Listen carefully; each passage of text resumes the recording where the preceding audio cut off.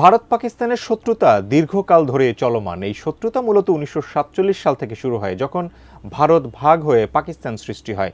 আর এই শত্রুতার প্রভাব শুধু এই উপমহাদেশেই নয়, বরং আন্তর্জাতিক সম্পর্কেও দেখা যায়।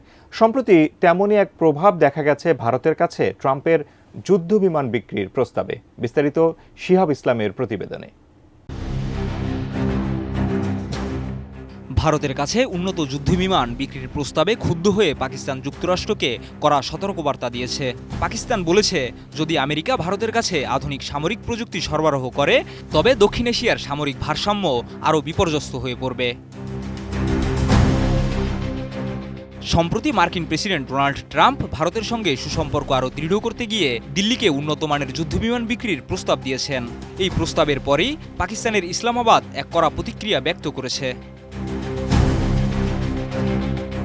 14 ফেব্রুয়ারি পাকিস্তানের পররাষ্ট্র মন্ত্রণালয়ের মুখপাত্র শফাকাত আলী খান এক সংবাদ সম্মেলনে জানান, যুক্তরাষ্ট্র যদি ভারতকে এমন উন্নত সামরিক প্রযুক্তি সরবরাহ করে, তবে তা দক্ষিণ এশিয়ার সামরিক ভারসাম্যকে আরও বিপর্যস্ত করবে, যা শুধু পাকিস্তানের জন্যই নয়, পুরো অঞ্চলের জন্যই বিপজ্জনক হতে পারে।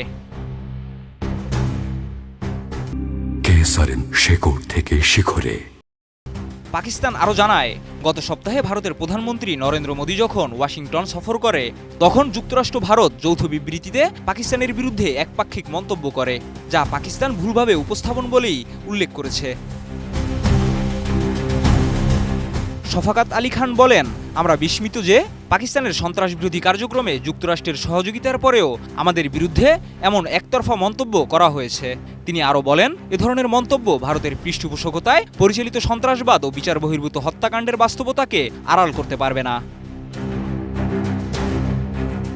এছাড়া পাকিস্তান দাবি করেছে যে তারা সন্ত্রাসবাদের বিরুদ্ধে এক অবিচল প্রতিশ্রুতি নিয়ে কাজ চালিয়ে যাবে এবং সমস্ত সন্ত্রাসী কার্যক্রম প্রতিরোধে দৃঢ়ভাবে দায়িত্ব পালন করবে। শফাকাত আলী খান বলেন, পাকিস্তানের আঞ্চলিক বৈশ্বিক শান্তি ও স্থিতিশীলতা বজায় রাখতে গঠনমূলক ভূমিকা রাখবে এবং সন্ত্রাসবাদের বিরুদ্ধে লড়াই অব্যাহত রাখবে।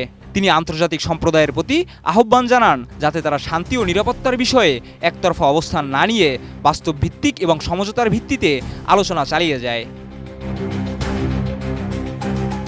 এছাড়া পাকিস্তানের পররাষ্ট্রমন্ত্রী ইসহাক দার আগামী সপ্তাহে নিউ ইয়র্ক সফরে যাবেন এবং জাতিসংঘ নিরাপত্তা পরিষদের এক উচ্চ পর্যায়ের বৈঠকে অংশগ্রহণ করবেন।